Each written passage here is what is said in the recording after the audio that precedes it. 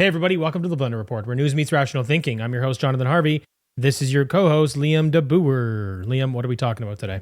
Today, we'll be chatting about Trump killing globalism and reshaping the world forever, Poilievre's conservatives and Carney's liberals cutting political liabilities from their parties, Toronto's role in the global fentanyl trade, Freedom Convoy organizers facing lawfare while Palestinian protesters cause chaos freely, Jagmeet Singh turning Canada's election into a circus, and how the Liberals gaslit Canada with the carbon tax con. All right, let's get started. All right, first we've got Trump kills globalism, why the 2020s will reshape the world forever. UK Prime Minister Sir Keir Starmer will declare the end of globalization, acknowledging its failure to serve the public amid Donald Trump's escalating global trade tariffs, including a 10% tariff on the UK. In response, Starmer pledges deregulation, industrial support, and a renewed economic strategy to shield British businesses. Is Starmer right to declare the end of globalization, or is this just political posturing in response to Trump's tariffs? I think it's actually both. Like, the reality is we are seeing globalization as we know it come to an end. In terms of political posturing, he's kind of first to...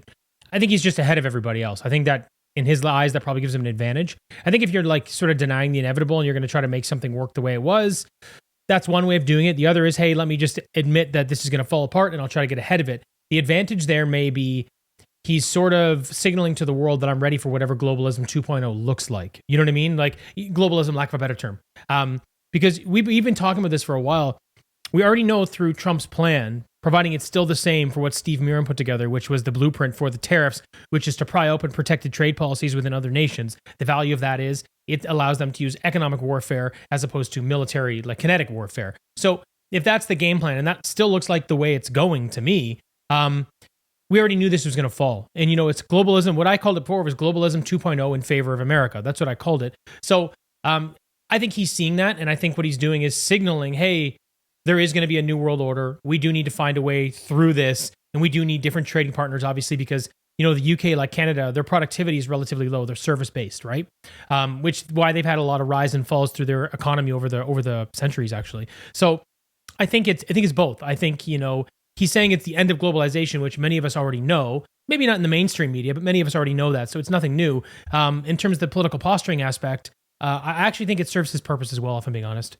One weird thing, though, I didn't realize he was knighted. Yeah. So, like, you think about being knighted growing up, you're like, that'd be so cool. Because he's knighted, I want it less now. I know. You look at all the people knighted now, and you're like, I don't want to be part of this group. Like Sean Connery, let's fucking go. Here's Starmer. Kind of busy that day.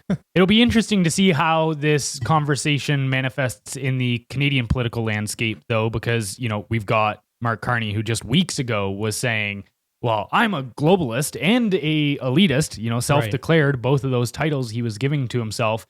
And so it will be interesting to see if he pivots on that. And because he was at that time when he said this like 2 or 3 weeks ago, he was positioning himself as, that's exactly what Canada needs right now. We need more globalism. We need more elitism. That's what he was saying in that interview. So, right. So is he going to change his tune? Who knows? We'll see. But this is something that, you know, we've been talking about as far back as a year ago. You know, I dug up that old clip of us talking about it where it was like, yeah, the world is about to face three decisions, which is, three crossroads, which is globalization, national sovereignty, and democracy. And one of those has to go. Can only have two. Right. And so, you know, the socialists of the world, and especially in these Western democracies, the Keir Starmer types, who is part of the Fabian Society, which advocates for, it was founded in 1884, I believe, and it was advocated for a long, slow reform process into global socialism, as well as you've got Justin Trudeau, who has been a communist fanboy since he was a child. And even in 2016, right, he declared Canada to be the post-national state, this first like fully integrated globalist country, essentially. I mean, it's not even a country anymore at that point, right? So we're seeing this whole idea essentially come to an end. And so it'll be interesting to see how they react, how these people that have had this idea react to a world where that doesn't exist anymore. Yeah, I mean, what I think is going to happen, so two things I would touch on. First, Carney reached out today, or there was at least a news article posted today that he's looking to increase ties with the UK. So he's already going, oh, you think globalism's over? Great. Why don't you get into bed with us? So that's one thing is he's going, it's sort of to my previous point. It signals to the world that he's ready for whatever's next. And I think Carney jumped on that as quickly as he could. Obviously, we know he has deep ties in the UK as well. Not that fond, but they're deep. The other thing I would say is this is going to be a gray area or a sliding scale. It's not going to be black and white. It's not like globalism's over, everything's nationalized. It's going to be this new form of something that we've seen before.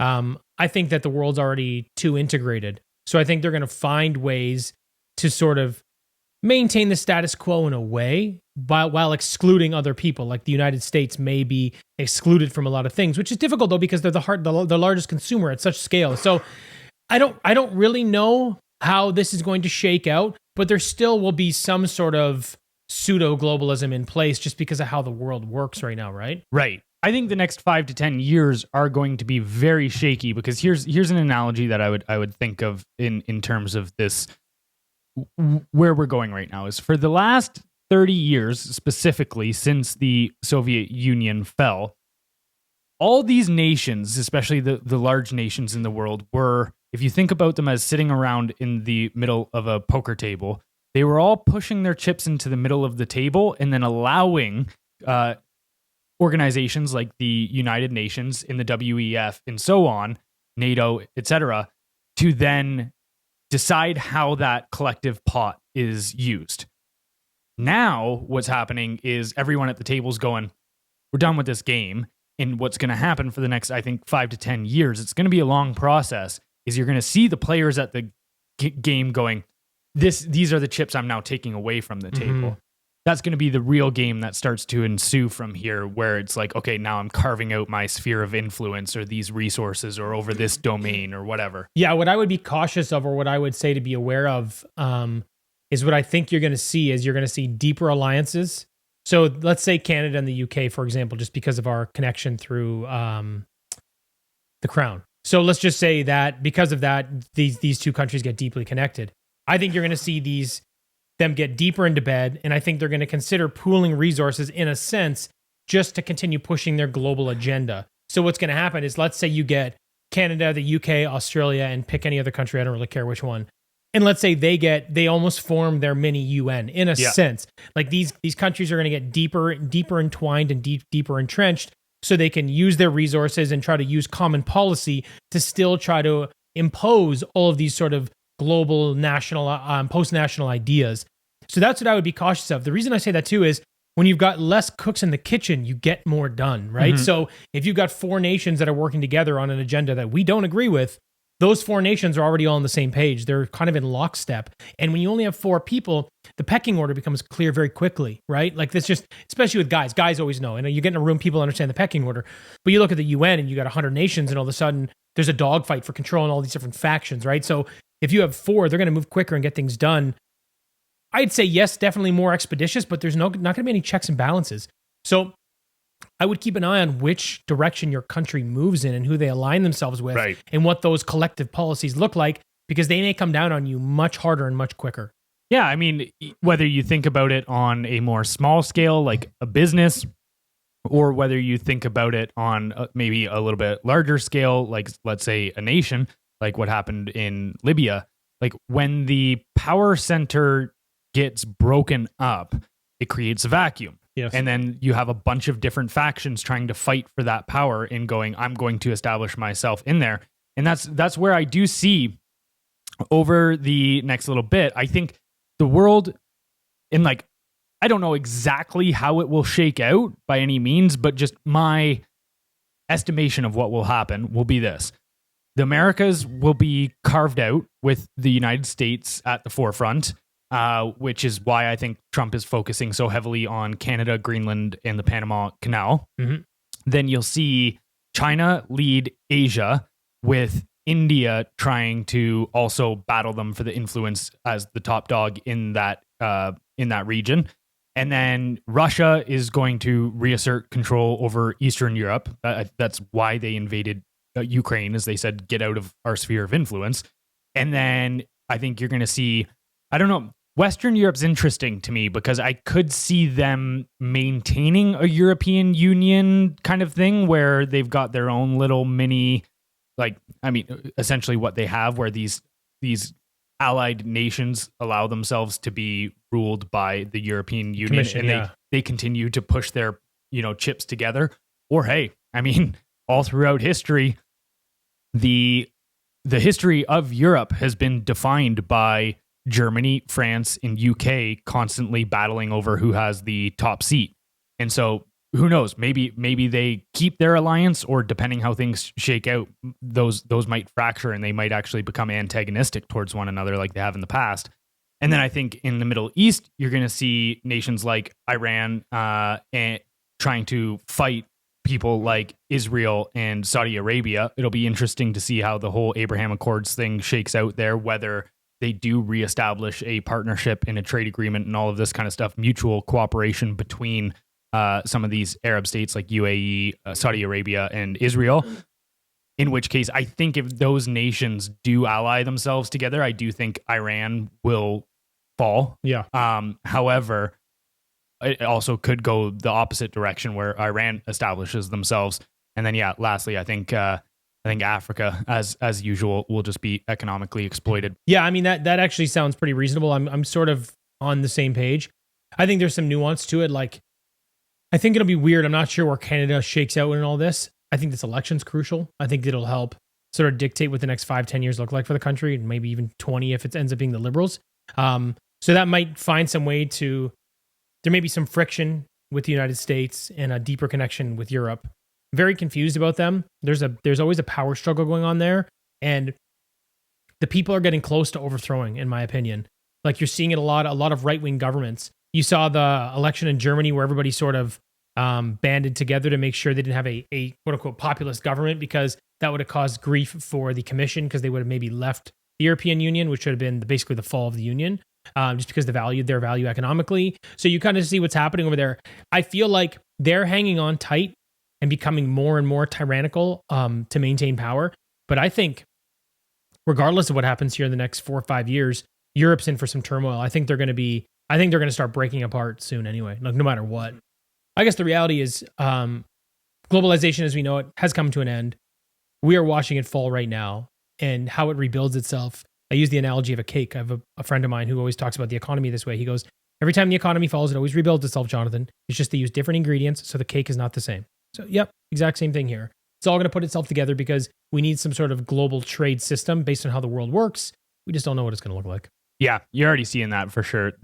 With the market responses over the last couple of weeks in response to the Trump tariffs, but especially $10 trillion in the last today. 3 days. Exactly. So Wild. Especially today, China's market opened up 10% with a 10% crash. Yeah. Today as of Monday, and so I think for sure that's correct, and it is interesting to me though to see guys like Keir Starmer admit now that globalism failed the people. It's so funny that for years they call anybody evil for saying that, hey, this is not working for me anymore, and then after you gaslight us and vilify us for having these opinions that, hey, it's not working for me, now you're like, not working for you guys anymore, and I will fix it. And you go, yeah, no, I don't think so. I wish that people would remember. Mm-hmm. That's all. Like, let's be more like elephants, people. Let's be more like elephants.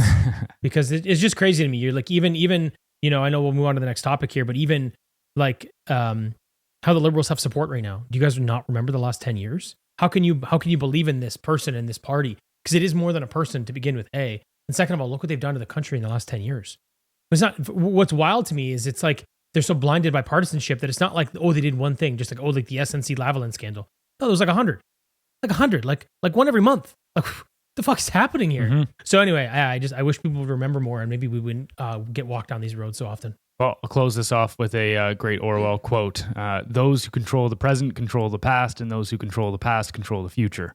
All right, moving on to our next story. We've got federal parties cutting loose the liabilities while plotting post-deadline bombshells. In the final week before the April 7th candidate registration deadline, both the Conservatives and Liberals dropped multiple federal election candidates over past controversial remarks. The Conservatives ousted 5 candidates, including one who joked Trudeau should face the death penalty and another who defended China's Uyghur camps. The Liberals removed 3, including an MP who suggested handing a rival to Chinese authorities. With the deadline passed, the parties can no longer replace candidates, fueling speculation that opposition parties are strategically timing attacks. Remaining candidates under scrutiny include Convoy author Andrew Lawton and filmmaker Aaron Gunn, whom Poilievre continues to defend amid mounting criticism. So, are political parties doing enough to properly vet their candidates before elections? Well, clearly they're not. But in fairness, I do think that this is a bit of a moving target in terms of what's acceptable and what's not. Yeah. However, sexual assaults, putting bounties on someone's head and suggesting executions, they're never going to be on the okay list. Yeah.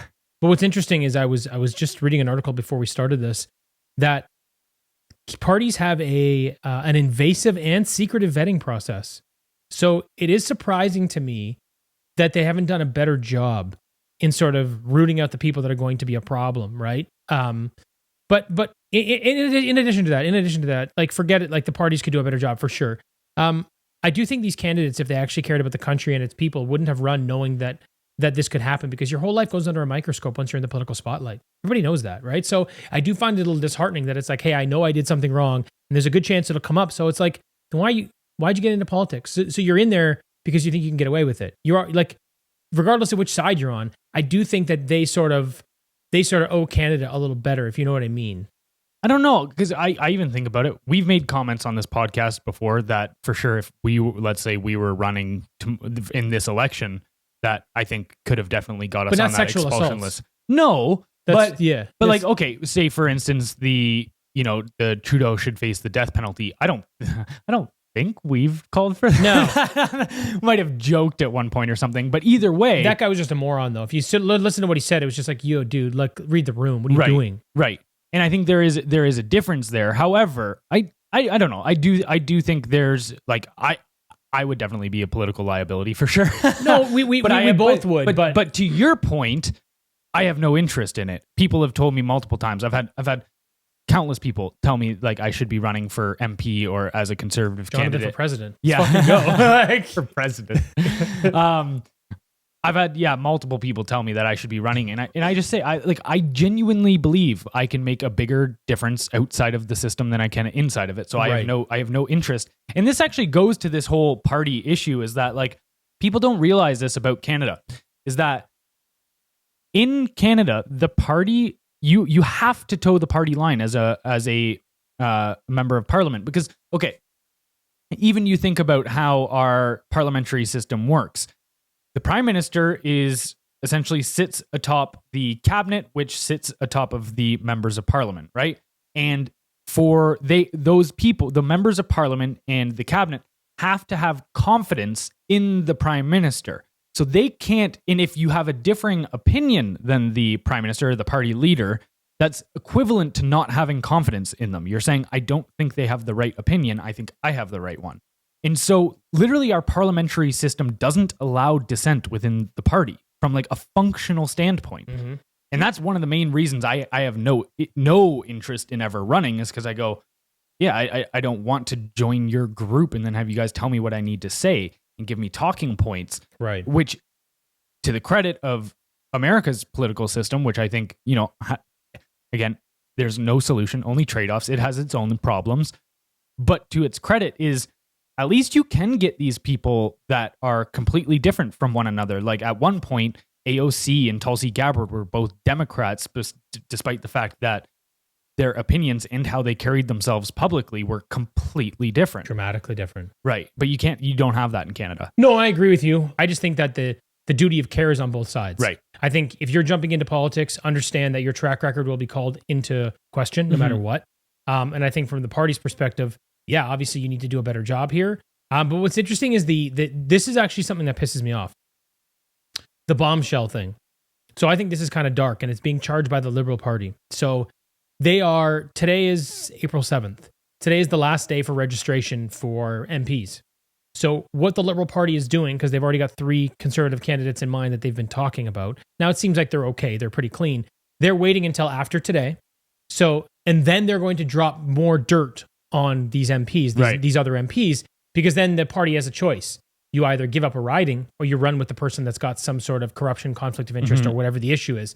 So that's just so fucking dirty to me. You're just waiting until they've got no choice to basically throw their MPs under the bus. That's really nasty politics. That's very, very nasty politics. And something that I read, a quote that I read from someone that I thought was kind of interesting to just maybe give you an idea of what's to come. She's a crisis communicator and political consultant. This is on the issue of parties dropping candidates into the campaign. She said, and I quote, "What I'm surprised about is that this isn't happening to dozens more," which means there's obviously a lot of dirt out there on a lot of these people. Mm-hmm. So I don't know how this shakes out or what this looks like for Canada, but I'll tell you something. Canadians aren't going to have a lot of faith in their system or in either of the parties. If either one, either the Conservatives or the Liberals, if another 10 to 20 MPs end up getting ditched out of the race because of dirt, that's going to look so bad for this country. Well, man, yeah, I am of the mind where the average Canadian has no idea how corrupt the institution of government currently is. And I think definitely that transcends party lines. It's more so who's corrupted by whom. I don't think they're all corrupted by the same entities. But for instance, okay, you even see definitely India allies itself with the Conservatives, and you see China ally itself with the Liberals. And it makes complete sense why those two countries would ally themselves with those people, right? Because again, China and India really dislike each other. So if they're looking at Canada as some sort of, at least not obviously like an extremely important player in the global, but it's a piece on the table. And so, it's in India's interest to undermine China's influence all over the world. And if China has influence over the Liberals, then they go, well, we need to counterbalance this with influence over the Conservatives. But even too, seeing how the parties are reacting, mainly I'm going to touch on the Liberals here, is shocking. Because, okay, so right, we covered this last episode, but the whole Paul Chiang scandal, right, where he joked about a bounty on a conservative head. The Chinese Communist Party put the bounty on Zhou Tei's head in the Markham-Unionville riding, and then Paul Chiang told Chinese media that people could go and kidnap him and claim that bounty by bringing him to the Chinese consulate. Right. But so he stepped aside after that became a major scandal. To the corporate media's credit, which I don't give them much for, they did blow that up. CTV was talking about it. Everyone was talking about it, which was great. However, look at who the Liberals replaced Paul Chiang with to run in Markham-Unionville, right? Is Peter Yuen, a retired Toronto Police Deputy Chief who replaced Paul Chiang as the Liberal candidate in Markham-Unionville amid ongoing foreign interference investigations. Yuen previously joined the board of NOIC Academy, a Chinese international school flagged in Canada's 2019 election inquiry for links to coercion by Beijing. So Yuen has a past with United Front-linked groups and China's consulate. So, okay, this MP, Paul Chiang, can't run because he's obviously working for China's benefit and he's threatening. And then we were replacing him with a carbon copy. It's like the interview scene where he's like, "We have different faces, but inside we are same, but different, but still same." I think it's pretty clear that they own that riding. It's wild how they got their hands on that riding too, right? Because okay, we'll touch on this in the next topic, but how much influence the CCP and also Chinese narcos have in that area, especially the Markham area and in Greater Toronto area. However, okay, before 2021, Rob Soroya was the MP for the Markham-Unionville riding, and he was a conservative. And in 2021, the Bureau, Sam Cooper, has reported that intelligence reports came out highlighting how in the 2021 federal election, when Soroya was going around with his team door knocking and canvassing neighborhoods and trying to drum up support, Chinese authorities were tailing Soroya to see where he was going to try to get voter support. And then these Chinese authorities from these secret police stations were going up to them on the same day after he visited them and intimidating the people that he was trying to get the support from. And so Like, that's wild. And then Paul Chiang ended up winning the 2021 election. And what's interesting as well is that Sam Cooper noted in his report on this how there was extremely low comparatively to prior federal elections. There was a very low Asian turnout in that election. So it seemed to have worked, that intimidation tactic. But that's crazy because that's a different level of election interference. That's like old school shit. That's like back in the mob days. That's more like some JFK shit. That's what that is. But to your point, yeah, I think the stuff that could shake out over the next 2 weeks, if some of this goes nationwide, I think a lot of Canadians will all of a sudden sit back and go, wait, what the hell is going on in this country? Yeah, I mean, the whole system's a mess. It's just a matter of how much people actually get to see, right? Hey everyone, we hope you're enjoying this episode. If so, please consider leaving us a kind review wherever you're listening. If even just a quarter of our weekly audience did so, we'd instantly become one of the top-rated Canadian podcasts. We appreciate you helping us out, and now back to the show. All right, moving on to our next story. We've got Toronto's dirty secret, how Canada became a command hub for China's fentanyl empire.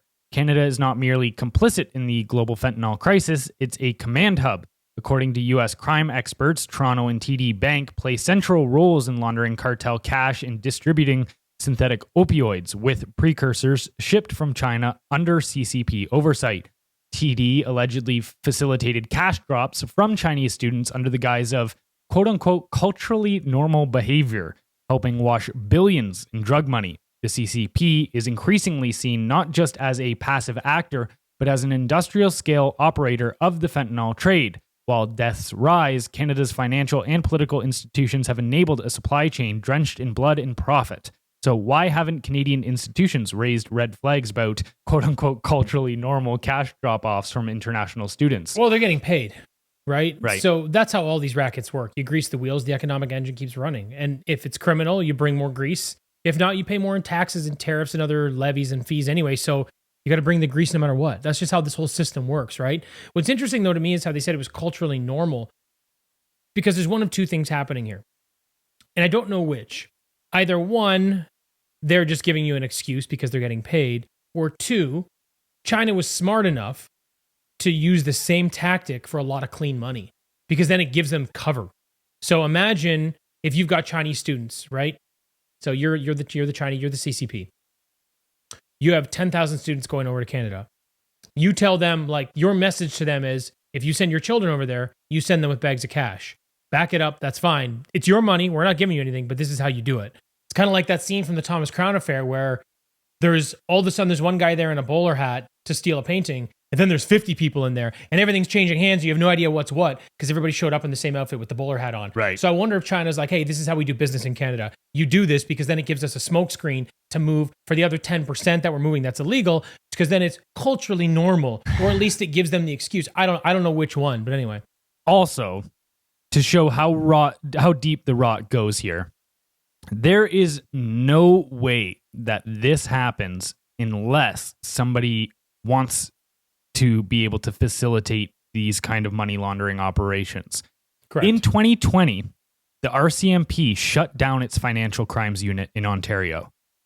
So tell me, at the height of money laundering in Canada, the RCMP, who is supposed to be the institution to deal with these things, federal financial crimes, all of this kind of stuff, shuts down their division of financial crimes. That doesn't happen unless somebody wants that to happen. Don't you think that's almost overly obvious? Right. You know what I'm saying, though? Like, if you're running a racket and you're corrupt and you're getting away with something, it's almost overly obvious, like almost like a double red flag when you completely remove the organization that's supposed to keep the checks and balances. Or do you just think, you know what I mean? Like, do you think that that's one of those things where they just have so much control, they're just like, get out of our way? Or like, what else is it? Well, they brainwashed the population, not necessarily specifically the RCMP shutting down the money laundering operations, but you think about all of these policies that we've seen over the last 10 years, right? Where, okay, the defund the police movement and trying to take money away and funding away from police and give it to what do they call them? The people that are like social workers, essentially. They want them to deal with the criminals instead of the cops. Oh yeah. It's like that's what they've been doing for the last police, but there's a name for them. Essentially they're like, oh yeah, now when there's crime, we're gonna send people that don't have the capabilities, and they're gonna go try to be like, weapons, hey, how are your emotions doing? Like, do you want to talk it out? Cool, I got another hostage. Yeah, like, what? So you look at all of these policies. They got rid of mandatory sentencing for illegal firearms. They made bail extremely easy. You see the RCMP shutting down its financial crimes unit. Yeah, C75, C5. You put all of these things together, and it's impossible to not think that organized crime is directing public policy. I agree. I totally agree with everything you're saying. And I think that a lot of those things that they do, you can chalk some up to like cultural, like the defund the police. You can say, well, it's a culture war. It's not my problem. You can go with the lenient bill C75 or C5, the ones that are for bail reform and stuff like that, and say, well, they're marginalized. Okay. Total bullshit. But I can see your answer. If you just annihilate the entire division that is here to investigate these crimes, how do you justify this? This is where I'm baffled. That's what I'm saying. Well, they didn't have to justify it because everyone was asking for it, because everybody thought, oh, well, it's racist if we have police. No, I'm asking. That's so stupid.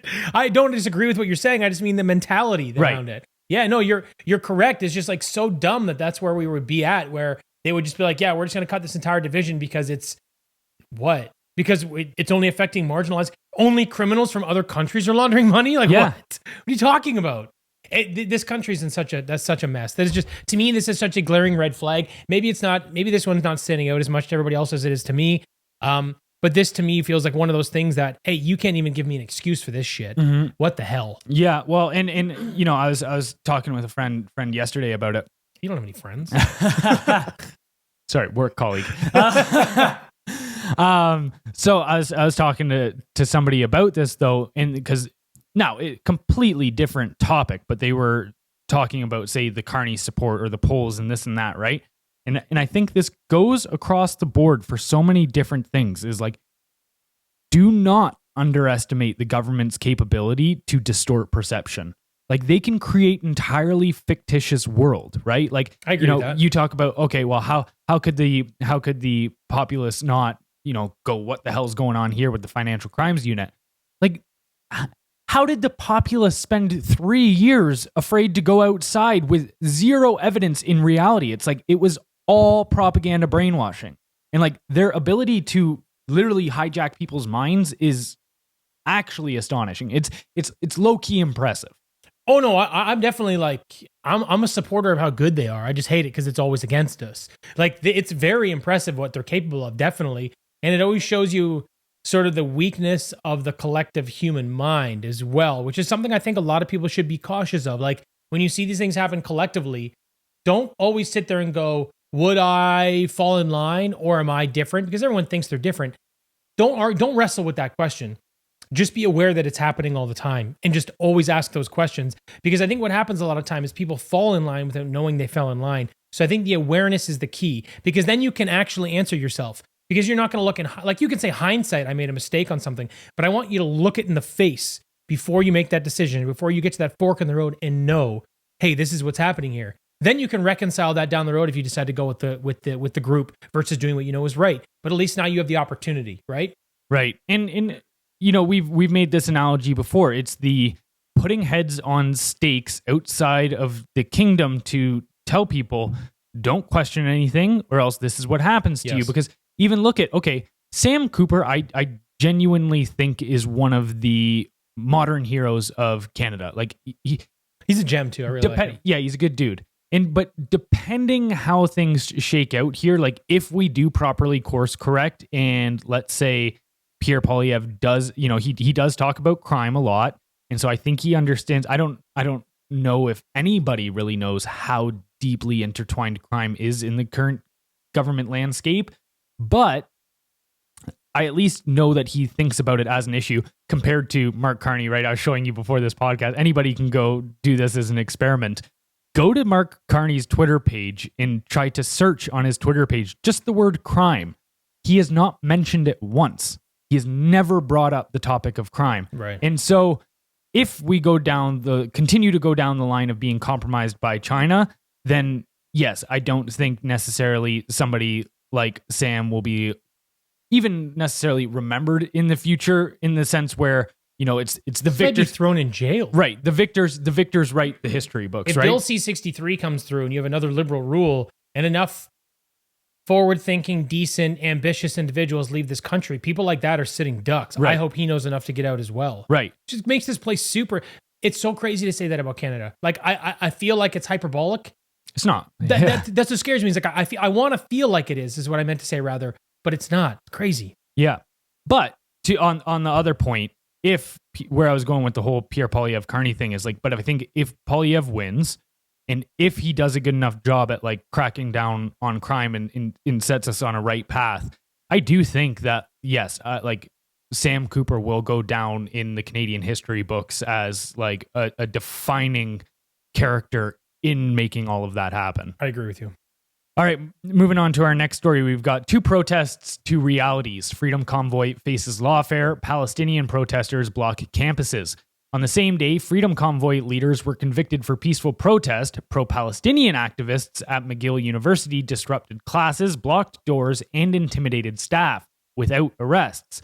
While the convoy faced frozen accounts, tear gas, and emergency law, activists calling to globalize the Intifada receive leniency and police coffee deliveries. Jesus. This stark double standard exposes Canada's selective enforcement of justice, especially as institutions enable foreign-linked protests while criminalizing domestic dissent. The article critiques the manipulative tactics used by activist groups and warns that if law is applied unevenly, democracy itself is undermined, replaced by fear, appeasement, and erosion of civil liberties. So is Canada applying justice based on ideology rather than principle? I mean, this is a very clear yes. Yeah. 100% obvious. I mean, the liberal base is tied to the Palestinian cause, while the conservatives are tied to the Freedom Convoy. So again, you have the Liberal Party acting like tyrants. It's twice in this podcast. What's worse for me is that it proves the justice system is co-opted, which we know, and we talk about it, and we know just based on how many donate to the Liberal Party, and we know based on the rulings as of the last 5-10 years. We know this. Just for context, it's 77% of judges in Canada are affiliated with the Liberal Party. Right. So we know this is the reality. We know there's no real separation between the two anymore. But this really highlights it, and it's I guess always nice to see more evidence. I mean, the proof is there, and I'm happy we know that. Here's why: not because it shouldn't change, and not because it's not a disaster, but because people like us should know what we're up against. You should know that if you're going to support a cause that is conservative, not only will the police force and emergency measures be used against you, the judicial system will be weaponized against you as well. So tread carefully, because here's the thing: I believe in living to fight another day. That's how that's I think is a decent mantra. You know what I mean? So I know a lot of times we get up in arms and we want to fight for a cause because it's right, and I appreciate people that do that. But you need to know what you're up against, because you will not be treated fairly in this country. It is very obvious, unless of course you're a liberal. You can do whatever the hell you want. Depending how these mischief charges are considered, Litch and Barber could face a significant amount of time in prison. Now, I don't think they will.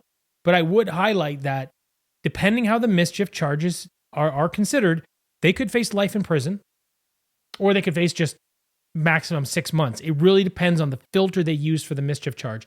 Now, based on what I've read, it looks like it'll be on the lower end of things.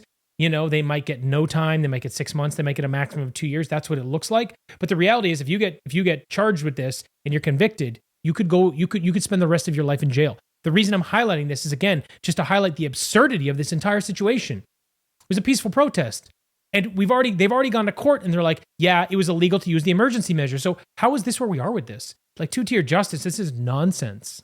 Well, I think there is a perspective to steelman the argument for the case against Tamara Litch and Chris Barber. Now, I am completely behind them. I think what they did was necessary and also extremely brave and heroic to stand up to a undoubtedly authoritarian regime at that time.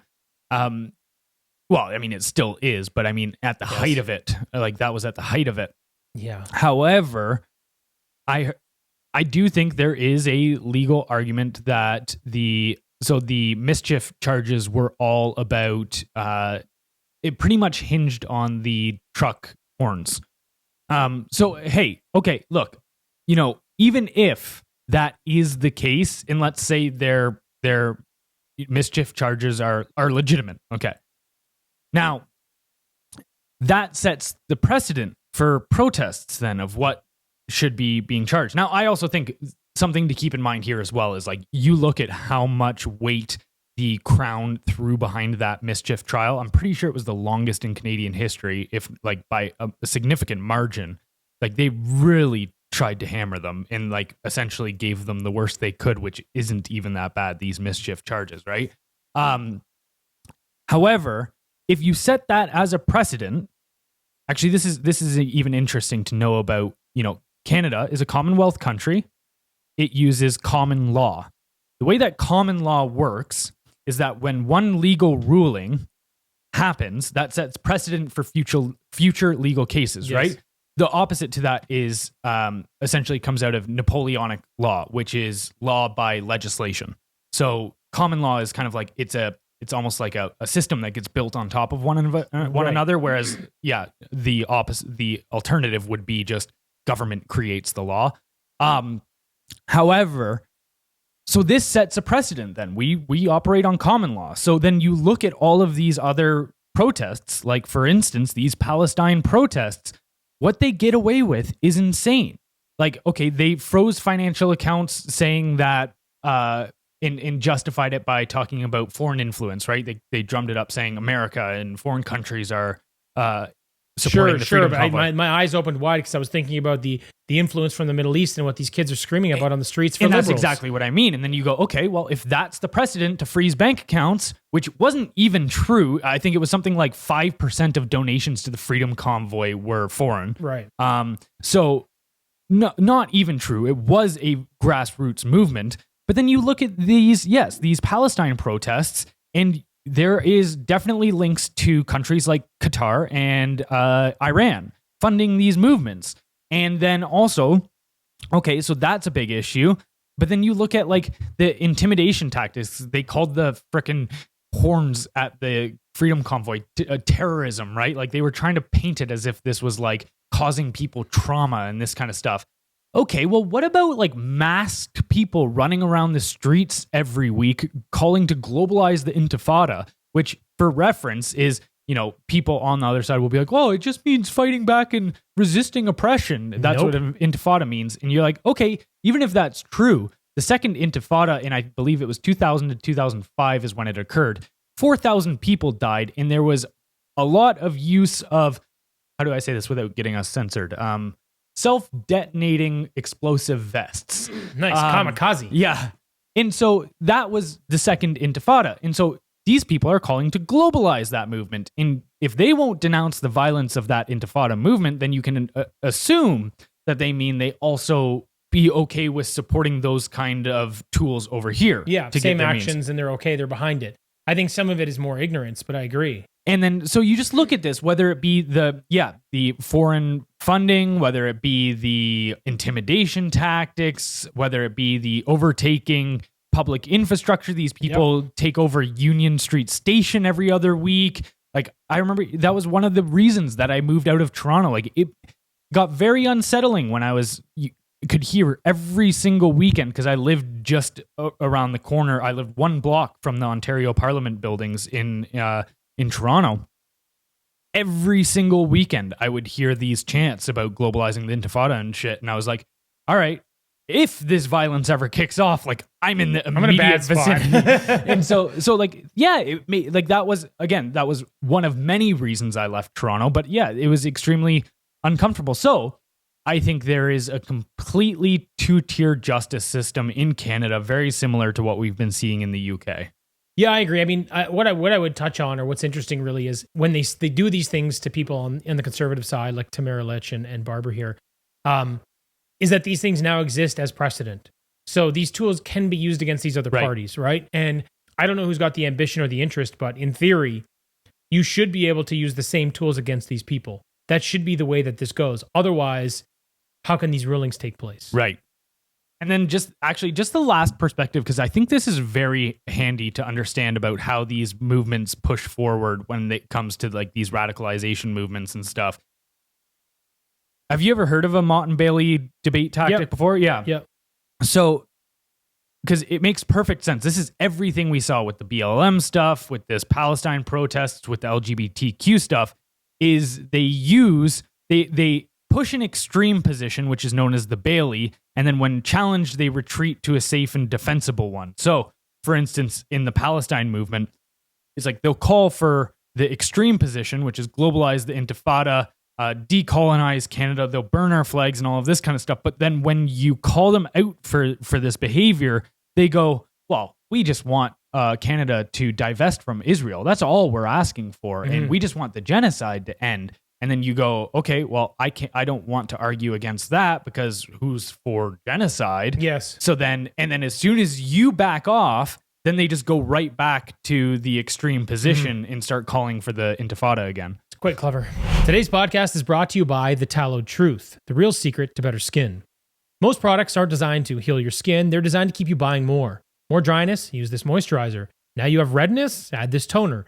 It's a never-ending cycle, but real skincare doesn't create dependency. It restores balance. And the best way to do that is to feed your skin what it actually needs. The truth is, you shouldn't put anything on your skin that you wouldn't put in your mouth. That's why I use F-Bomb from The Tallow Truth, made from grass-fed, grass-finished tallow with honey and frankincense. It's hormone-free, antibiotic-free, steroid-free, GMO-free, and vaccine-free because I know that's important to a lot of you. And here's why we love them.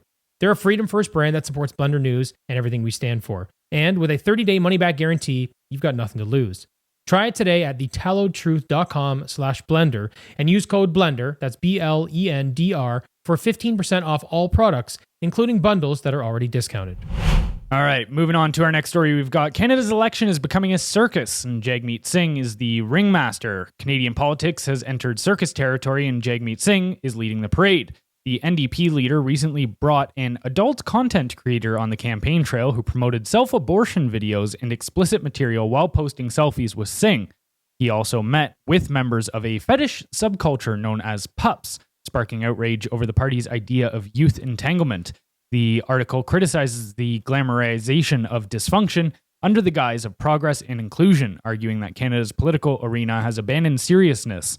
All right, so is this the type of campaigning indicative of a broader cultural decline in Canada? Yes and no. It's more of a decline of the NDP, really, than more than anything. I think these types of people have been around forever that have been into all sorts of different stuff. And when I think they have an opportunity to be in the spotlight, they seize it. So I totally get it. But what do parties do when they're losing power? They cling to sort of whatever's left. We even saw this with the Liberals. They just continued to narrow their base under Trudeau because he became more and more unpopular. So their core just became this more narrow sort of extreme group of people, right? NDP is the same thing right now, right? So they're obviously being propped up by people in the adult content world and anybody with some in a fetish subculture, I guess. I don't know. So really for me, that just tells you where they're at and what's left, which is almost nothing.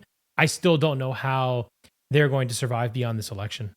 Well, I think the biggest thing that I take away from this is that, because you've made this point before, but it's more evident than ever that the NDP has to politically position themselves left of the Liberals. So the further the left the Liberals go, then NDP just has to shove themselves over. And now we've reached a point where the Liberals are as far left as I could have conceived 5 years ago. I mean, I still think they would go further. I now realize there's no depths to the insanity. However, that just means that, okay, the more crazy they get, the NDPs just goes, I have to get crazy too. And this is where they go like, oh, the Liberals took the socialist voting base. Yes. And so now I have the dregs of society. Basically. That's who I can appeal to. It's interesting because you do sort of, yes, to that point, you do sort of lose your base. You get pushed out, you get squeezed out, right? Because the thing is, there is no Overton window left to socialism in Canada. Like you and I joke about communism, but it's really not within the Overton window. It's just not. So there really is nothing left for these people, for this group. I really still think that they should try to find a way to merge with the Liberal Party and throw their support towards them. I think that would give the Liberals the best chance to win the election, and it would give the NDP a way to survive, I guess would be a way of looking at it. I think that like ultimately they would get absorbed by the Liberals, but I think it's kind of the best way to go out versus just being minimized to one seat. Mm-hmm. I thought also it was telling of their their moral red lines as well. Like just the insanity of this. Like, okay, so they ended up taking this adult content creator off of the campaign trail because she made comments likening the dehumanization tactics of the Israeli military to the Nazi use of how they dehumanize the Jewish people. And to be honest, like, you go look at the clip she was commenting on, it was disgusting. Like, the Israeli military dude was saying, like, he was talking about the amount of Palestinian children born that year. I can't remember the number, but let's say it was 5,000 kids were born in the period he was talking about. And what he said, he was like, that's just 5,000 more terrorists. And you go, look, I understand that there is a radicalization issue within Palestine, and Hamas does use kids in those environments, especially when it comes to, say, those self-exploding vests and stuff, right? And Hamas also likes to use them for even just the propaganda aspect of, like, okay, there are some disturbing videos online you can watch of no thanks them. Yeah, don't bother. But I'll describe them. Where you can see adult Palestinian people or Hamas members pushing kids into the line of fire, and because then they can turn that around and use it as propaganda to say, look how bad Israel is. And I think I'm of the mind where I don't think there's no party or power group, whether it be Hamas or the Israeli government, that I would throw my support behind in this environment. I look at it just like, this is an extremely messed up scenario. Yes. But where I'm going with that is, so I understand that that's there, but at the same time, to just instantly declare that all of those kids are terrorists, and that, hey, maybe 2,000 of them will end up being radicalized, but like, hey, what if you could get through to those 1,000 kids and end up getting them out of that radicalization, or not to go down that path or whatever? But if you declare them terrorists already before they've even evolved into humans, like into like functioning kids and adults or adolescents or whatever, then like you've already signed their fate. Yeah, I mean, it's in very poor taste, but I would also consider that the Israeli soldier had also been radicalized in his own way. For sure. Right, so you're like chicken and egg in the situation. You're like, he was once a kid that was in the same situation, that blah, blah, blah, blah, blah. You look at their history, you go back and forth, you kind of go, like you said, this whole situation is just messed up. Right, and so this was all to build to the point that, yeah, the NDP got rid of this girl because she made this commentary video where she said, you know, the dehumanization tactics of the Israeli military are really bad. And then also, like, one of her other pinned tweets, literally it's the one right next to it, is she was teaching people how to give abortions on a couch at home. And she said, progestin will stop the pregnancy from developing into a demon. And I go, like, that is insane levels of just doublethink, Orwellian doublethink, where you're literally pinning. She's saying, these are my favorite videos of mine. Yes. Going, one of them, don't demonize children. And another one, all children are demons. Here's how to abort your kids so they don't become demons. Like, what the hell? And this just goes to that point where I do think we as a society need to recognize that mental illness is real, and it should not be coddled. It should not be glamorized. No. It should not be brought into the mainstream fray. We have a very hard time doing that. Yeah, I agree with you, but also, like, remember the average IQ in Canada is 100, and I would suggest both her and Jagmeet Singh are below it. So you're kind of like, okay, what are we dealing with here? I think well below. All right, moving on to our last story for the day. We've got the carbon tax con, how liberals gaslit a nation.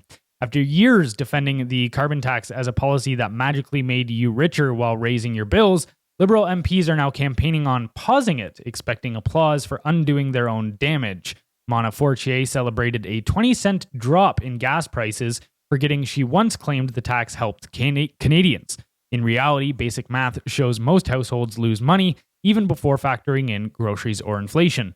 The rebate doesn't cover the cascading costs across fuel, heating, and supply chains. Now, rather than scrap the tax, the Liberals plan to shift the burden through corporate levies and carbon tariffs. Different packaging, same punishment. So, Is this carbon tax pause just election optics rather than genuine policy change? Yeah, 1,000% it is, right? This is just a lot of election talk. I think a lot of things are right now. First, like you said, Carney's got another carbon tax coming. So they're going to put more pressure on corporations. Here's where this is dangerous. Now, if you're going to apply carbon tax to a person or a company, the person does not have an economic lever to make up ground.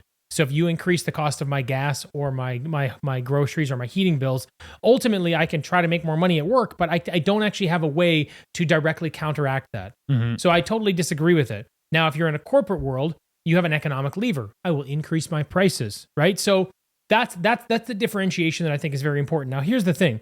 When you're going to apply it in the private to private citizens that don't have an economic lever to pull, you have to be somewhat conscious of the volume of carbon tax you're adding on there so they don't turn on you very quickly.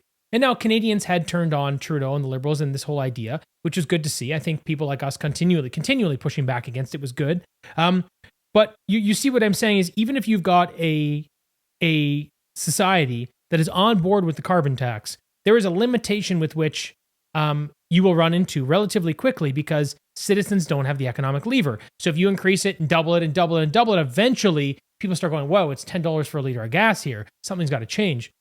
However, when you pull that lever in the corporate environment, you bury the increased costs. Right. Because you can keep increasing it as much as you want, and the corporations will either choose not to do business in Canada or they will just pull their lever, increasing costs across markets. And then what the government can do is go, well, this isn't our fault. These are the corporations that are being greedy. So for me, this is very dangerous. And that's why what we he's need doing. price controls. Exactly. And that's super dangerous. And, people say this, they get into this price control conversation.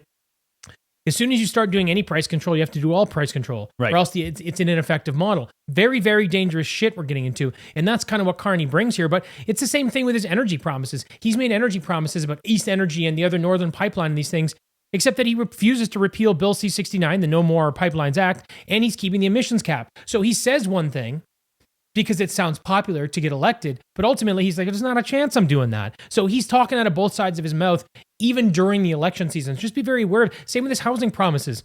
We're going to put $35 billion into building more houses. Who in their right mind would greenlight that program that in some cases, like the one I told you about last time with the CMHC, had a 2% efficiency, built 12 homes, and they were supposed to build like 650. There's no way that they're going to greenlight this kind of money because citizens are just going to push back. So I'd be very, very cautious. I got to take a breath. Be very cautious of a lot of things you're hearing, but do this with every candidate. Don't just do it with the Liberals. Do it with the Conservatives. Do it with everybody. Pay attention to what they're saying and see if it lines up with, maybe the conversation they've been having with you over the last several years, whether it's party or individual. I know Carney's new to the show, and see if that aligns with what they're going to do. And then also look for things that contradict that. Because I saw a poll today that Canadians feel, and I these polls are all fucking nonsense, but Canadians felt more strongly that Carney would actually do what he says he will do versus Poilievre. And I thought to myself, what kind of insane shit? Who answered this poll? So in my opinion, it's purely optics. And I think that the Liberal Party has become quite dangerous, if I didn't already make that clear. Well, okay, right. So people are sitting here going, yeah, Carney got rid of the carbon tax. This is great for Canada. Look at all the gas prices now and this kind of stuff. We're supposed to applaud them, right? Well, first of all, they told us it's insane that they told us for years that this wasn't making your life more expensive. It's putting money in your pocket, Liam. Yeah, it's making you richer. You're becoming wealthy. And then now they're removing it and saying this is saving you money.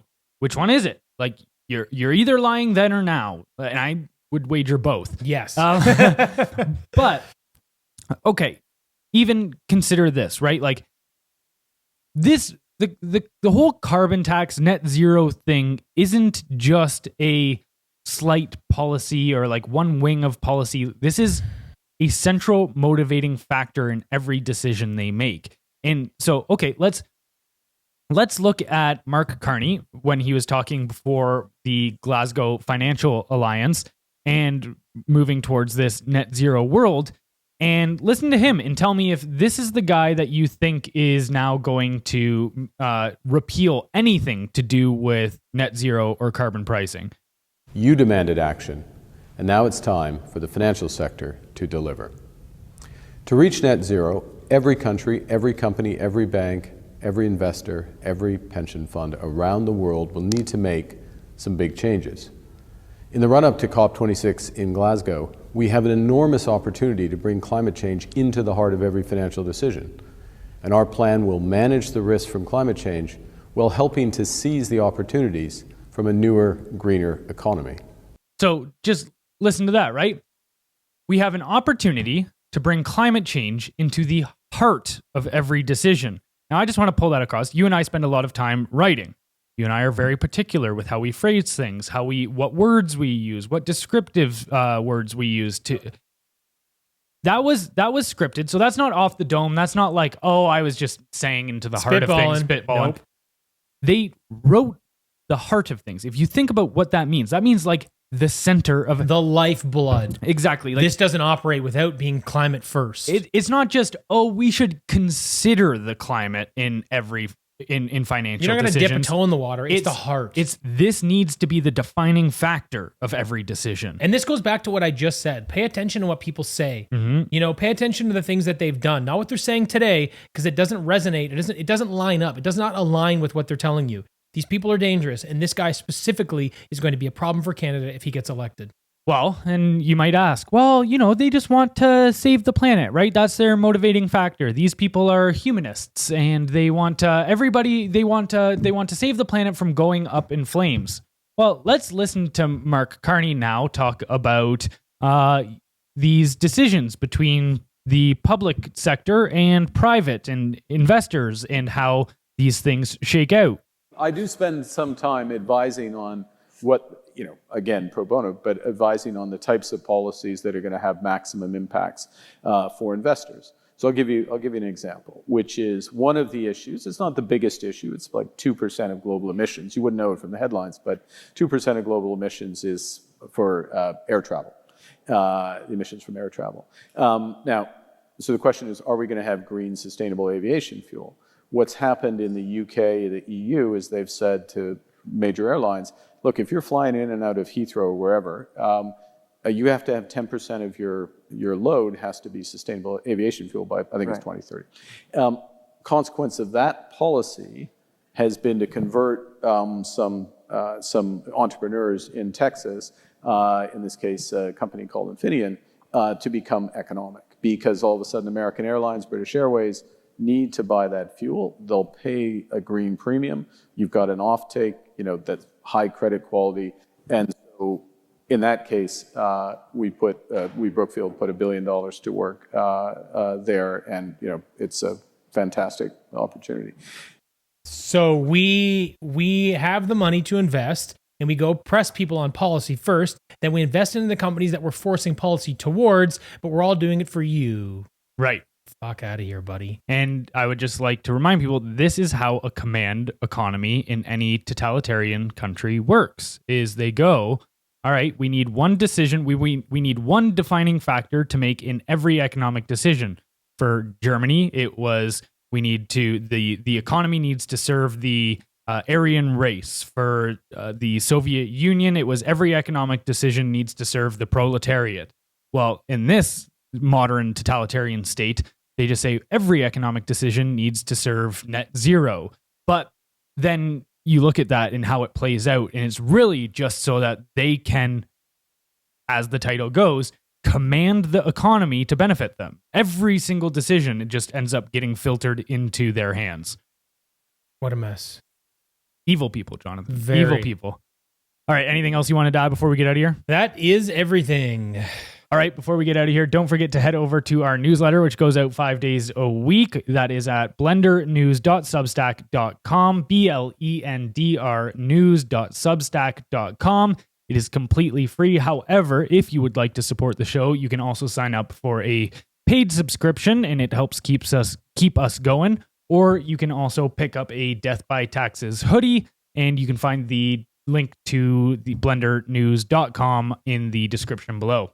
Thanks for watching, and we'll catch you next time. Bye, everybody.